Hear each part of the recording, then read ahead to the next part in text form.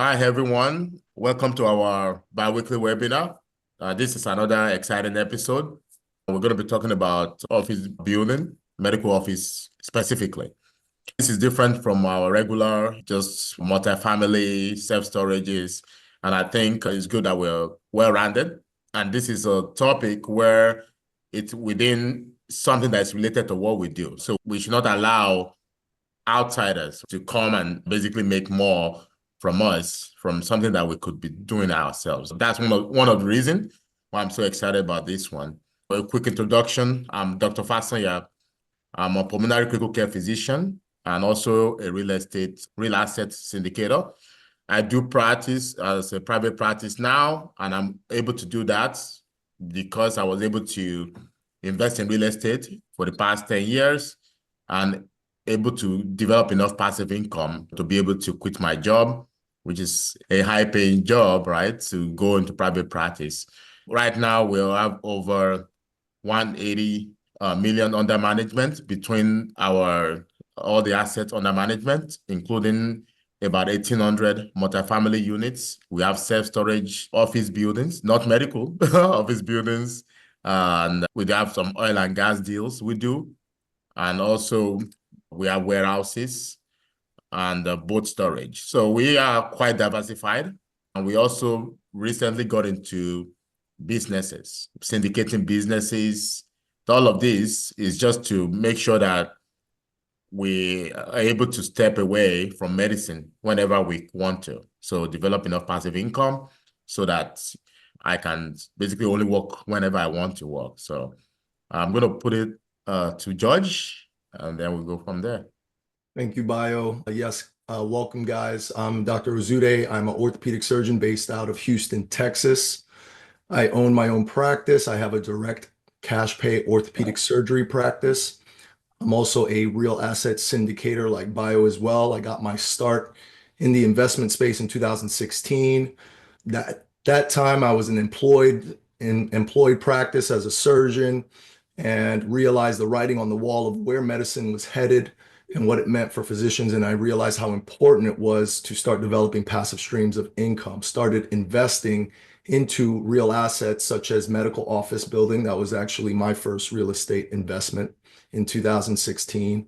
Venture capital, went on to invest into multifamily, into agriculture and oil and gas in the energy sector. Started a real asset investment company to bring other physicians who are also feeling the same friction points into the space where we can develop passive income streams and get financial freedom. Tonight, I'm really excited to introduce a friend and colleague.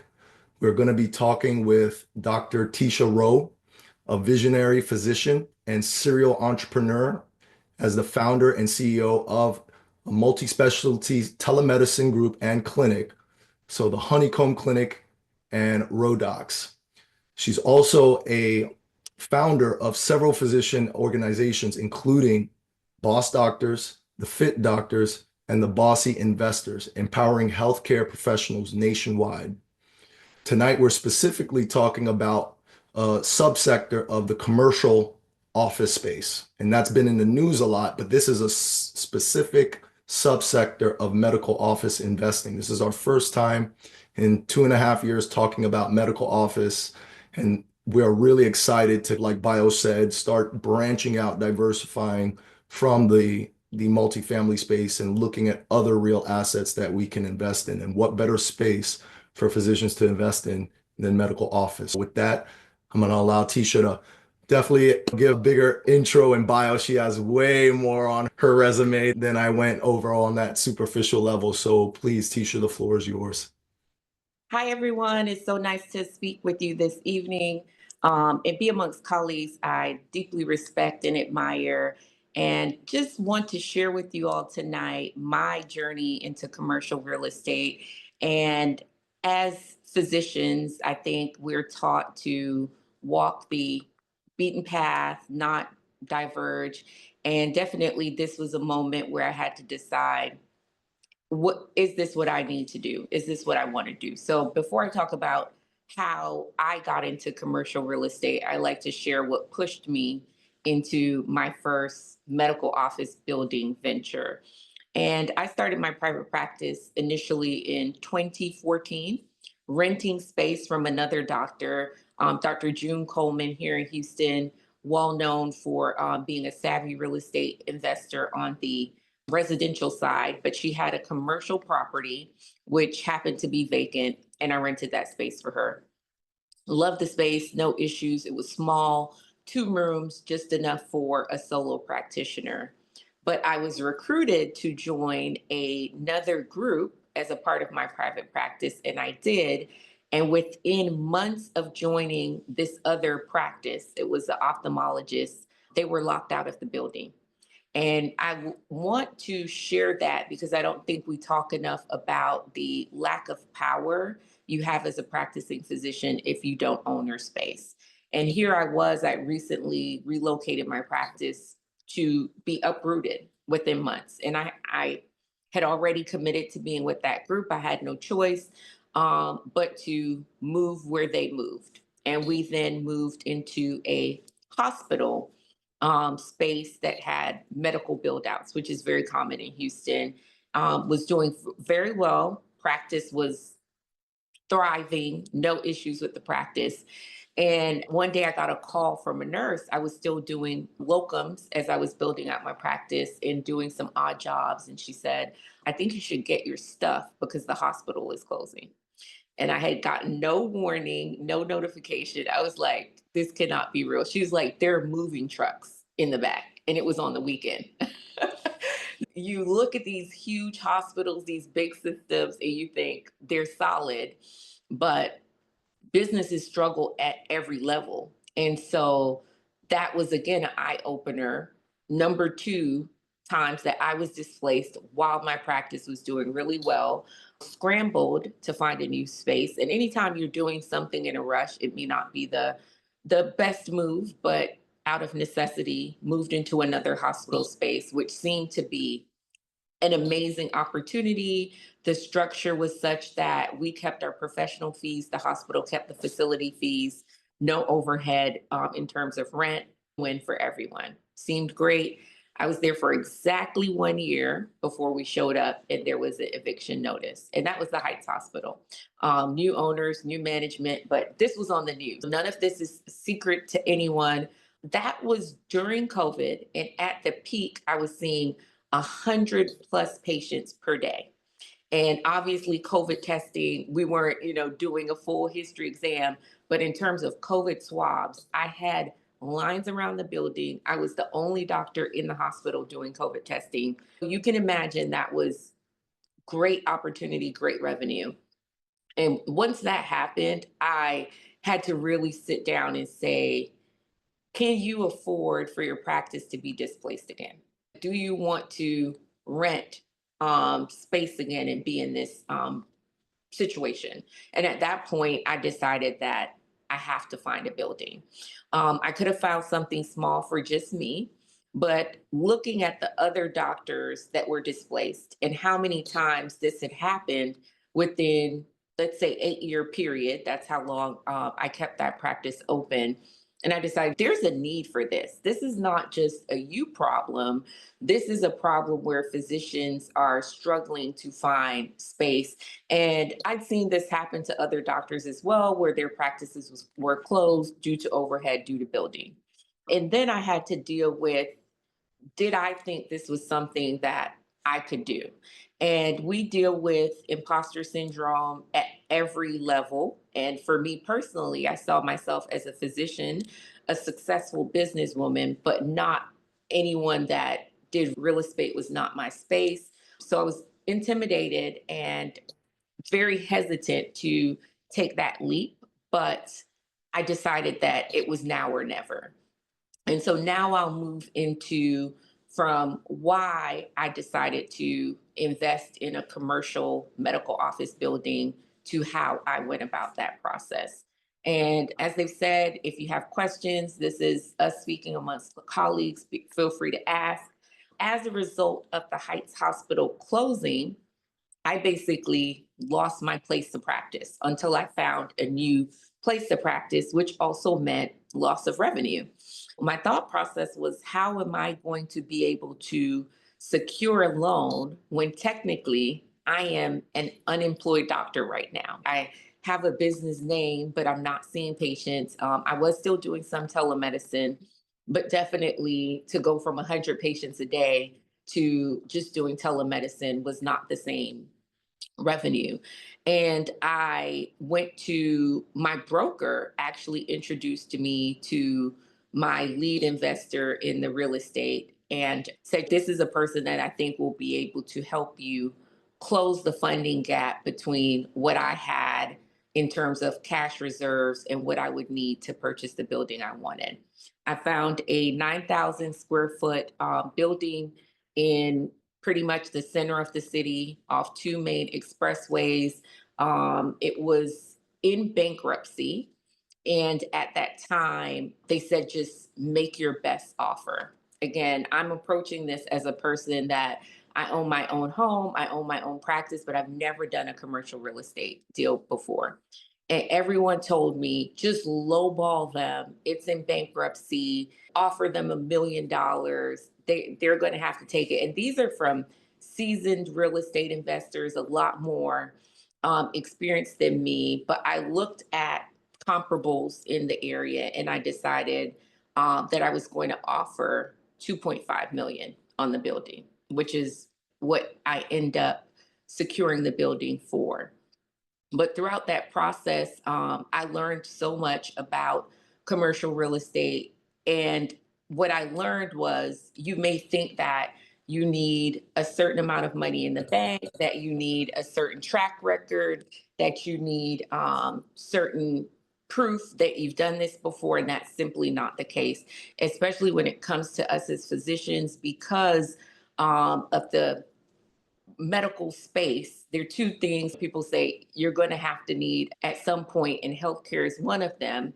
And so for that, they're much more likely to take a risk on you. Once I made my offer, they said you have to get a letter from the bank to be able to show that you'll be able to come through on this. Are you serious, or do you have the money? And I'm like, okay. I went to the bank, got proof of funds, got proof of that. And then the next step, they said, submit your business plan to the bank. And I wasn't thinking that would be a requirement. I'm thinking if I have the money, the bank shows me the money. This may be like buying a house. Was not the case. I submit my business plan. They said it looks good. Now the president of the bank wants to meet with you. No one laid this out for me. And the banker that I was working with gave me a call and she said, you're going to have to sell the president of the bank on this idea you have of a co-working space for doctors. Because I was not just building a space for myself, I was building a space that was way more space than I needed. And my goal was to rent space to other doctors. And I went to sit down with the regional president of that bank, a local community bank, and pitched him. Basically, pitched many times in my life, been in pitch competitions, and basically here I was. I've showed credit worthiness, I've showed proof of funds, but I had to pitch the bank, and I did pitch him. And he sat there and he just nodded, smiled, didn't know if he was impressed, not impressed, which way it was going to go, and can't remember the exact time frame from then, but short time later, I got a call that you won the bid and your loan's been approved by the bank. And so that was my journey into commercial medical office building. Once I got into the space, it was not, when you're deciding if you want to enter into medical office building, you can buy something completely built out, or you can decide that it's something you're going to have to renovate and build out. This happened to be a doctor's office already. They called it putting pigs on lipstick on the pig, but for me, it was a lot more than lipstick. And we had to replace the roof, all flooring, all countertops, redid the bathroom, gave the waiting room a complete facelift. And that entire process took from August of 2021 when we closed until May 2022. And again, not only do you have to come up with the money to go into this project, you have to be able to support yourself and live until that renovation is done. That may weigh on your decision if you want something already built out or something you're going to renovate if you are planning to work in the space. You can be an employed physician in doing this on the side, and that's not something you have to factor in. Once the space was open, occupiable, now after an 18-month gap, I needed to fill that space with my patients, which I did, and then was able to recruit other doctors. Right now, we have myself, a cardiologist, a OB-GYN, and starting soon, personal injury physician. We've also, in the past, have had a nephrologist, nurse practitioners, so people have come and go, and it's served its purpose. And it's definitely, I'm currently looking for my second space, either in Houston or in Miami, and planning to replicate the process. So once you go through it, you learn, you fill the space, now it's rinse and repeat, much like these guys have done very successfully in the multifamily space. And to share, in case you're not aware, there are companies out there who purchase medical office buildings and give doctors ownership in the building to become a long-term tenant. And in the long term, that is my goal, is to not only rent space to doctors within my co-working model, but also to be able to offer doctor shares in the practice for being tenants. I think that's a really innovative win model for both the doctor and the developer. And so I'd like to see in the future more colleagues get into this space and realize that we, unless you're telemedicine only, and with recent changes, we see that telemedicine is not always going to be covered, and you may not want to put all your eggs in that basket. There's a great opportunity for us to build generational wealth through medical office building. And just like renting an apartment versus buying a home, you have to have a place to stay. Your practice has to live somewhere. So why not be the owner where your practice lives? So that's a little bit about my journey, and happy to answer any questions from the chat. Awesome. I actually see a question already. Did the bank fund the renovations, or did you use other financial resources? Great question. The bank did fund the renovations. They had the building appraised, and based on what they felt the value of the building was for the appraisal, they gave me a loan up to that amount. So I purchased it for 2.5. It was appraised at 3.2, and they gave me a $750,000 loan. Very similar to regular, the multi-family space also. Yeah. You're welcome, Tiffany. Could you explain kind of structure-wise as far as investors? Because obviously the bank is coming in as a major capital partner, but you're also raising or Yes. pooling capital to make up the difference for the down payment and the equity and some of the working capital. How did that look for you? Great question. And I am a firm believer in, if there's an opportunity to leverage outside money, to leverage it. And I was starting a clinic, and this is a structure that you see all the time where the clinic can own the property. And so I have 35 predominantly physician investors that I allow to buy into the medical practice. And then the medical practice bought into the property, but the medical practice is not the sole owner of the property. The buy-in was based on the valuation of what we believe the medical practice would produce over 10 years, future cash flows, and then you got your percentage. So this building was an add-on. So then I took the capital I raised through the company to then purchase this as an asset for the company. Does that make sense? Yep. Did that answer the question? So you're owner in Honeycomb Clinic, and Honeycomb Clinic owns the property. Okay. is the property in a separate LLC? This is just a Yes, you the know. property is in its Okay. own LLC, and I am a owner in the LLC of the property independent of the practice, but the other investors are all investors just through the clinic. The clinic is a owner in the LLC of the building. I'm a owner in the Bell LLC, and there are three other shareholders within the LLC of the building. Yeah, thanks. No problem. A question from Marty. Were there any tax credits associated with the building? And if not, have you seen them on other properties?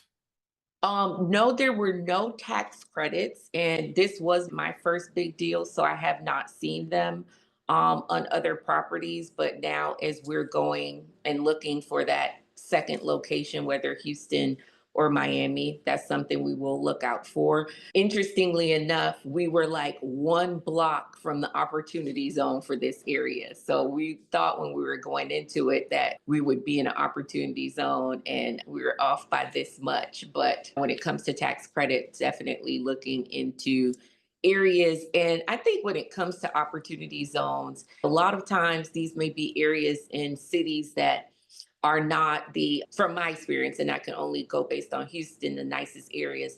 Those areas also happen to be sometimes the areas of greatest need for healthcare. If you're looking into medical office building space, when you're thinking about where to buy, I would say is the case in most real estate. You want to buy where the value may be going up. So I'm in an area called Third Ward.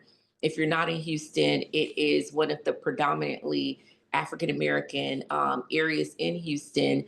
10 years ago, 15 years ago, when I moved to Houston and I was looking for real estate, I could buy let's say here, 5,000 plot of land, square foot plot of land for 99,000.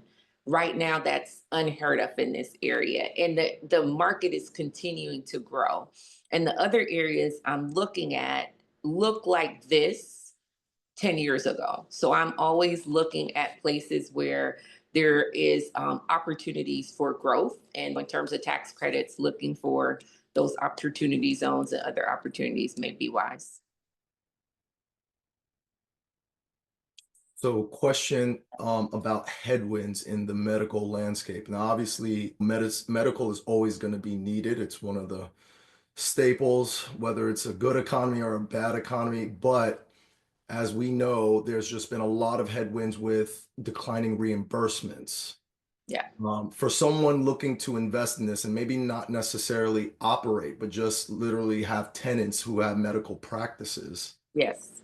What do you see? What do you forecast? How are you mitigating? I think you mitigate by making sure if you're doing a multi specialty practice like I've done, you do not want 5 providers who are solely insurance based, because sad to say, I think the chances of failure are much higher in this state of medicine if that's the way you're going, especially if it's a high Medicare, Medicaid population. Right now, my practice is about 50-50 insurance and cash based. And I jumped right in on that weight loss semaglutide wave and have been riding it out. I wouldn't recommend anyone in this landscape of medicine do only fee for service, because it leans very heavily towards large corporations. The contracts benefit them the most. They have capitated payments.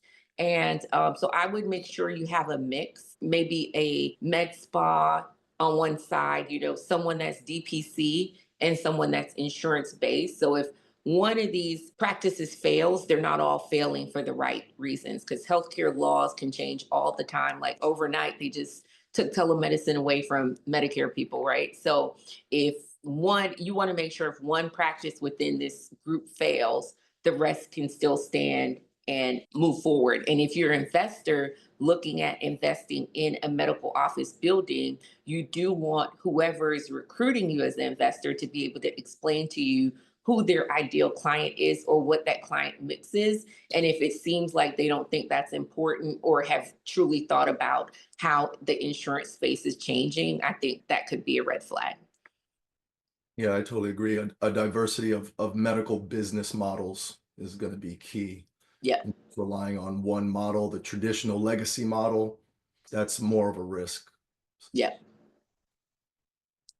All right, another question, Marty. When you do a multi-special property such as this, are you also sharing overhead such as scheduling, billing, etc., or are each individual spaces on their own?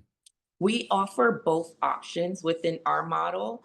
And one of the reasons we offer both is because you have some physicians that are just starting out and really need that billing support, and they've never done this before. And just based on what I've seen coaching doctors over the years, when you first start a practice, if your billing isn't really together, that'll be your cause of failure. For the newer doctors just moving into the space, we do offer that as an add-on service. It's not required and it's not what most of our doctors do. The majority of our doctors are established physicians that are either looking for a second location, have expired the lease on their current location and are either downsizing, moving to another area. Those people already have their own billing systems in place, and it would probably be prohibitive for them to try to come into a space that required them to include billing. So we offer both models for physicians who need that and physicians who don't. Those who need it, we do earn extra revenue by charging them a percentage of their billing, but it's absolutely not required for doctors who want to rent space within our practice.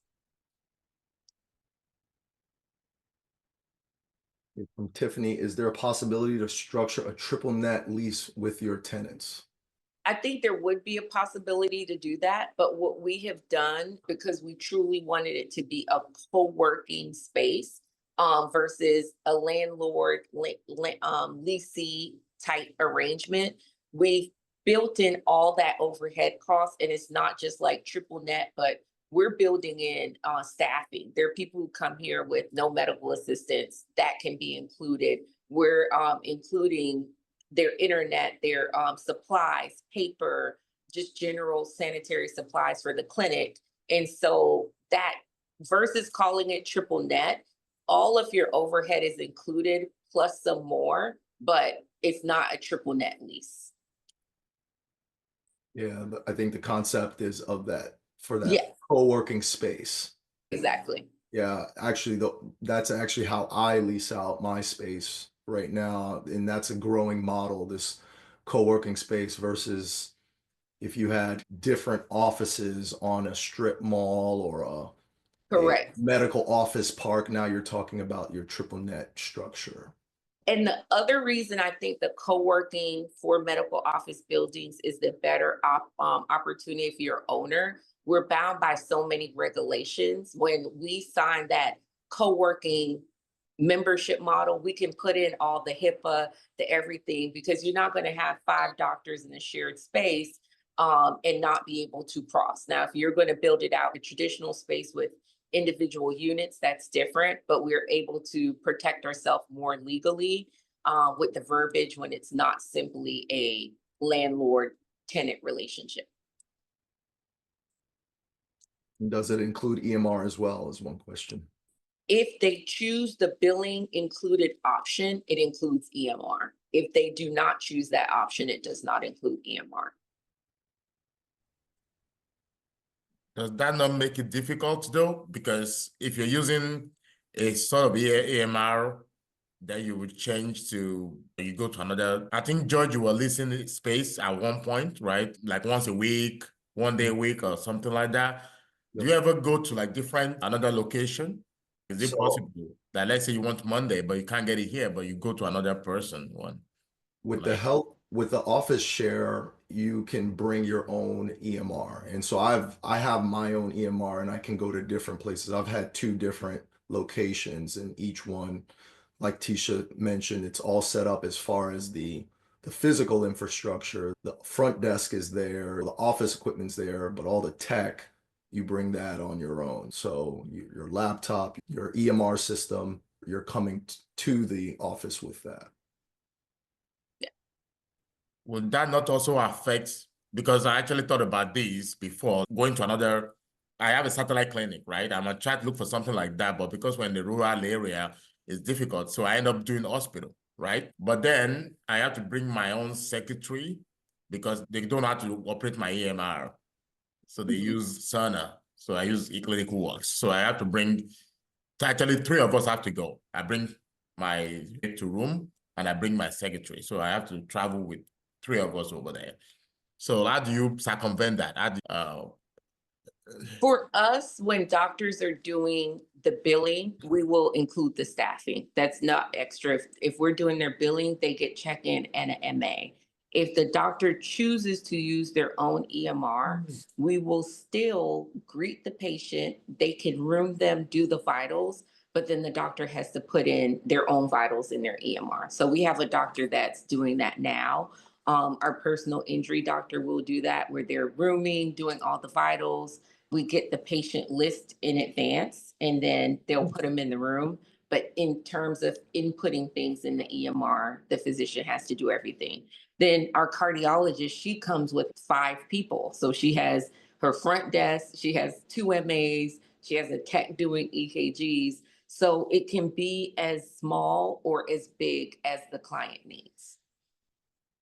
Yeah, I would agree. I've seen a spectrum, like Tisha just said, where sometimes in one office I was the one putting in using the actual EMR, and in another space, even though the front desk came with the office share, they offered that front desk personnel to train some basic level training to room my patients. So that's also on the table too. You can request that as well. So Yeah. I have 2 questions. I don't know if I missed it. Sorry.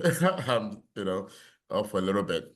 So some of the investors is out of those 35, there are some passive investors there, right? Yes. Okay, so not everybody has a clinic or shared space. So No, what the kind of majority of the 35 do not have clinical space. Everyone renting right now from us they're not investors. The majority of our investors are not in Houston, and I would say 90% have never stepped foot in the building. We actually have incentives for people to invest that are renting. We will give them their first year included in their investment if they're invest. So it's an incentive to invest versus just join the co-working. But out of the people that are here right now, no one's currently an investor. Interesting. Except for me.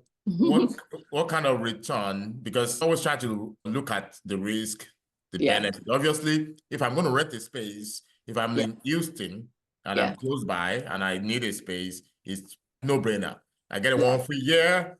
I get to be involved and I get to watch my investment while I'm practicing in there. So for a passive person just investing, they still have to compare between multifamily self-storage, different kind of investment out there. What are you saying? Roughly 10% return that we're giving our investors after year 3. First 3 years, we knew that we were strictly building, but takes at least 2 years to get a medical practice up and running. We have tripled our revenue in 3 years. Every year, we've increased significantly, but everyone who invested in the first 3 years invested with an agreement to hold.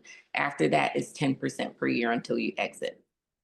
So 10% cash on cash return, they still get some of the equity at the end. Yes. Yeah. You still get your equity at the end. Yes.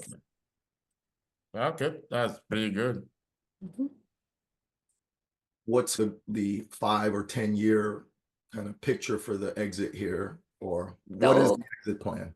Great question. And it's wonderful to hear the question now, because when I wrote my business plan 3 years ago for this space, I put in there that my exit would be franchise or IPO. And last week I signed my contract to franchise the company. And so we're currently going through a process where they're doing the financials, preparing the franchising documents. It'll take about 6 months until we can, thank you, Tiffany, we can bring on our first franchisee, but we're currently building a waiting list. And within the first week of me announcing it, we already have 2 people interested in franchising. Our method to scale is going to be to franchise the model, and it'll still be a privately held company. So the company will earn from all the franchisees. And like with Chick-fil-A, we can still build more, but at the same time, we're going to scale. So in 5 to 10 years, hoping to have at least 10 to 15 more. If we have enough interest in franchisees, could be much more than that. But my goal was always 10 in 10 years, and then we can decide how we want to take it from there.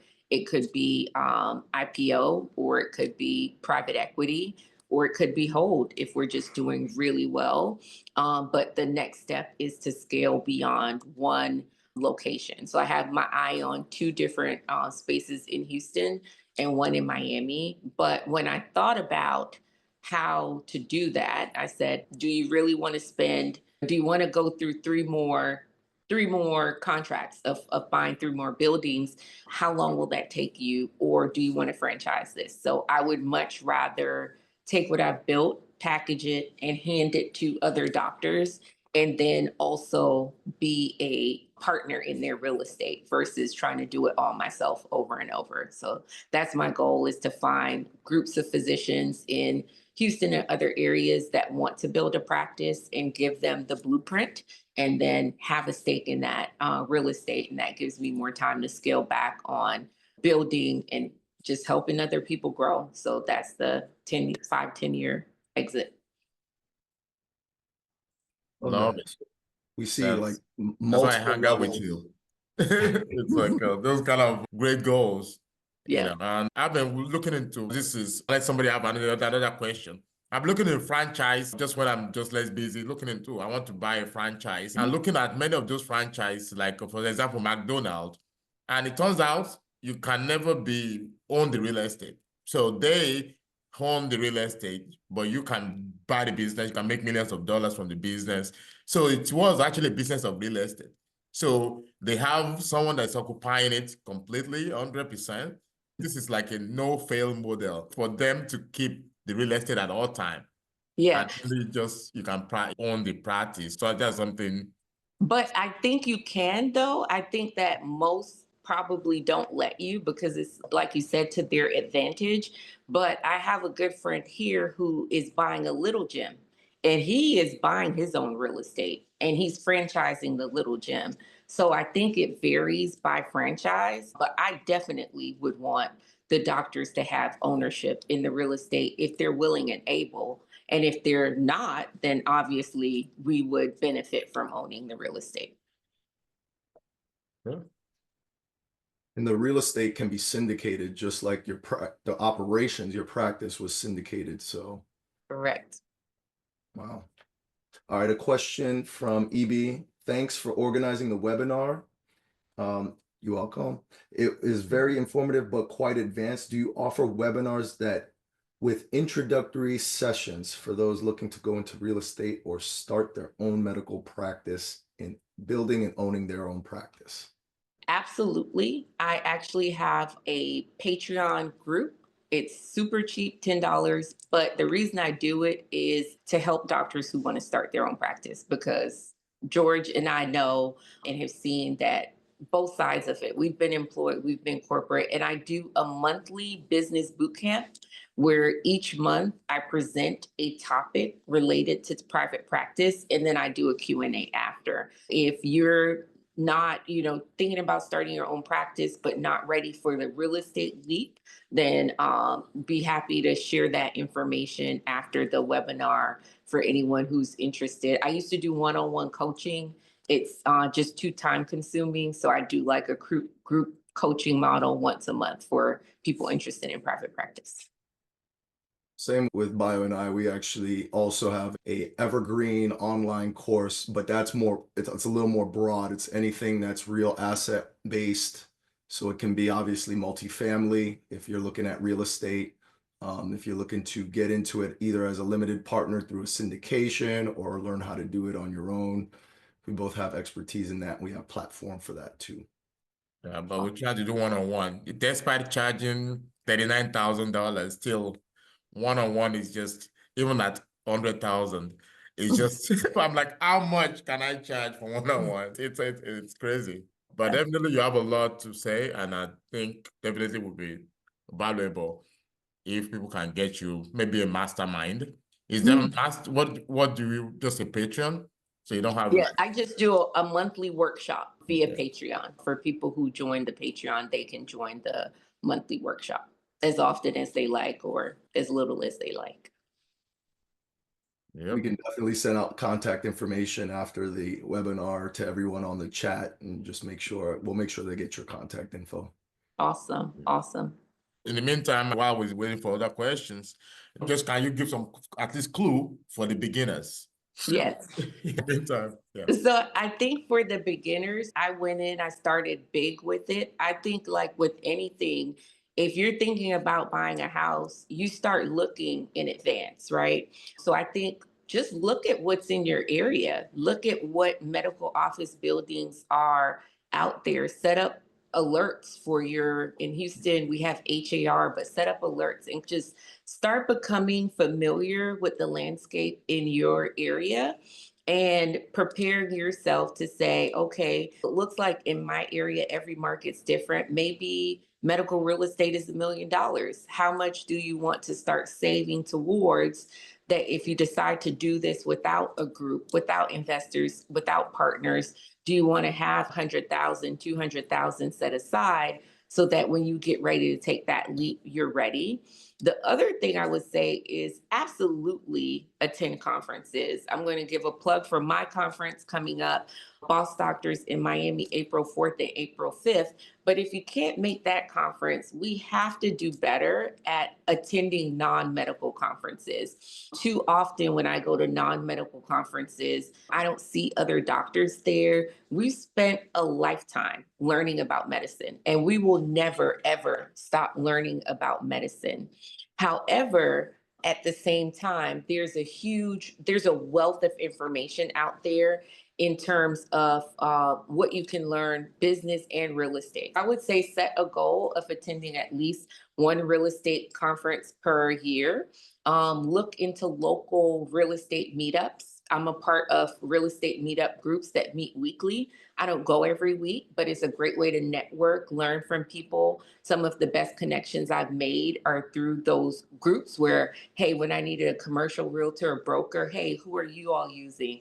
So I would say start by joining real estate communities like this one. Make sure you're part of the chat so you see what's happening, join local groups, attend national conferences, and just start looking at real estate in your area and saving so that you have the money when that right opportunity comes. Because I truly believe success happens when preparation meets opportunity. If you do all of this and you get a great opportunity, but you have no money, hey, that great opportunity is gone.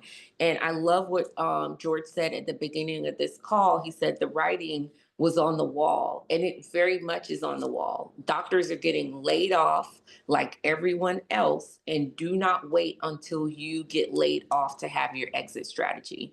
Real estate is an amazing exit strategy, and start immersing yourself in knowledge now. 100%. Yeah. So a little bit off just the real estate part, the telemedicine. Mm-hmm. There's a lot of rules now. I'm almost about to stop my virtual visits because there's different codes for different insurances now with my billers. And so how are you navigating that? And also the fact that some of it might end. My biller sent me an email So if it's one of the covered. things I'll say when it comes to telemedicine, I think that telemedicine is an amazing tool for us as physicians and the patients. But post-COVID, I saw this trend where insurance companies were starting to try to pay us less for Yes. telemedicine than for in office, and I'm not going to accept less money for doing the same job. So once I saw that happening, and that I only saw that because I was looking at the reimbursements, and I'm like, pre-COVID, I was getting this for telemedicine. Now I've gotten as little as $13 for a telemedicine visit. So if you come in the office and I'm going to make 150, I'm not going to dedicate more of my time to something that pays me less. So I do 1 day a week of telemedicine, and that's it. Everything else is now in office. Time is money. So I'm building my recruiting mid-levels and nurse practitioners so I don't have to be the one in the office. We have to be savvy entrepreneurs. And if they're going to pay more for us to be in the office, I think that you have to just weigh the benefits of sitting at home in front of a computer versus showing up. For me, I've seen that it's more productive when I show up. Well, that's what I'm noticing too. So Yeah. literally, we limited to essentially Medicare right now Yeah. for the televisit. And then another issue for you say you recruit nurse practitioners? Yeah. Okay. I know that you have to do a little bit, they can bill less, right? 80%. They bill less if it's just them under you. So again, going back to telemedicine, everything changes when you're in the room. They have really strict rules on this. And so I'm not going to be the one that gives you everything. But if the doctor sees the patient, then you're back to your normal. So I will have my nurse practitioners patient do their plan, but I'll still go in the room. Hey, how did everything go today? This is the plan. Let me listen to your heart. And now I get my normal billing. But in between, I'm still doing all my business stuff that I need to do without having to spend 15, 20 minutes with every patient. And I think that's how you maintain it. Now, at some point, you just accept the 80%. It's better than zero when you've doubled yourself. And when you think about filling these office spaces, a lot of times we as physicians can be reluctant to take the riskier path, which is private practice. I think you have to look at what is survival, and sometimes that's using mid-level practitioners to fill the space if needed. Yeah. Yeah. Question for you, Tisha, and Bio, because I know Bio owns his real estate as well for his practice. How are you guys structuring the rent? Meaning, I understand there's some savvy ways to actually increase like windfall of what you're taking home just by how you're structuring the rent and what kind of entity you have set up between the practice and the real estate. I'll take it first in terms of rent, structuring the rent. Our first 18 months, we were interest free on our mortgage. And so I just did a pro forma, all the expenses, and the company is paying rent to the LLC. And then because I'm co-working, I then looked at my forecast of how many doctors I thought I would have in the building. And then I made the rent for each doctor that amount, even if I had to fill the gap. And so if I plan to have 5 doctors that year and the rent's $15,000, then each doctor would pay $3,000. And that's inclusive of, I'm just throwing out random numbers. Our mortgage is higher than that. But that's how I did it in terms of making sure everything was covered, plus a little cushion for the rent, and then spread that out amongst the forecasted number of providers, which required us to lift heavier in the beginning, but you have to keep it reasonable enough that you're competitive with these traditional medical office buildings as well. Yeah, for me, since I'm by myself, essentially with few nurse practitioners now, and I have space, I have more space, I have 5,000 square foot, and I have other space I haven't developed, which maybe I'll think about flex space. But anyways, so yeah, so the CPA basically said, of course, the two LLC, one hold the real estate, one hold the private or the practice. The practice pays the LLC holding company for the real estate a certain like a dedicated fair market value, like for what the 5,000 square foot is. It came up with the number for it. and then transferred from Arkansas Long Center to 4300 LLC. And then, but then of course we did cost segregation for the building on the other side to help the rent for that LLC on that side.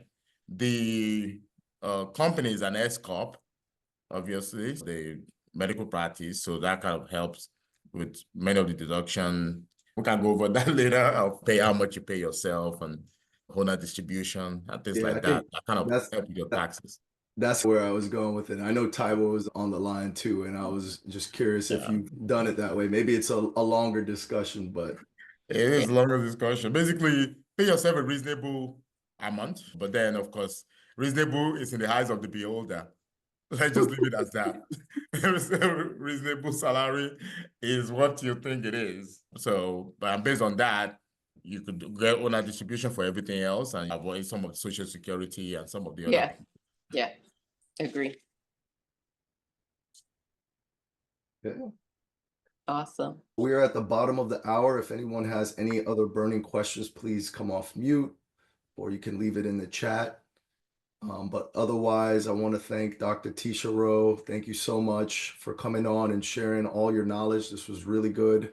I think everybody gained a lot from it. I certainly did. I always learn when I hear you talk, and I think this is the start of something really good. So I'm proud of you and keep it going. Absolutely. Thank you. And I'm proud of you too. And I just appreciate having like colleagues who, aren't afraid to go after it and show other people it can be done. So thanks for coming, Tisha. And I hate to say it, but we definitely have women underrepresented, but especially in the medical, both in the real estate space and also in the kind of business space overall. So I always inspired by you overall. Be like, I use you as an example all the time. Hey, look at that, doing it bigger than everybody else. I really appreciate you coming for sure. Come to Houston. We should all hang out again. Someone just mentioned something good here. If you can just share any contact information in the chat, I know you're on phone. I can type it in here if you want. Absolutely. So definitely would love for you all to connect with me on LinkedIn. It's just my name, Tisha, Tisha. Last name Rowe. I'm very active on social media across all platforms. My handler is the same, Tisha Rowe, MD. I will respond to direct messages. So if you message me, I'll be happy to shoot you my email. But all of that information, best way to reach me if you want to email me is through LinkedIn, and then follow on platforms. My business page is the Honeycomb Clinic. And if you're interested in learning more about Honeycomb Clinic, definitely reach out to me, whether it's franchising, investing, or any other opportunities.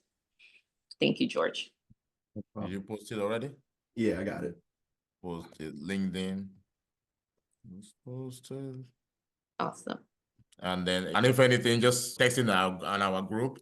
We'll yes, absolutely. And I'm active in the group. So if you're in there, you'll see me. Okay. Thanks, everyone. Have a great night. Yeah. Bye, everyone. Thank you.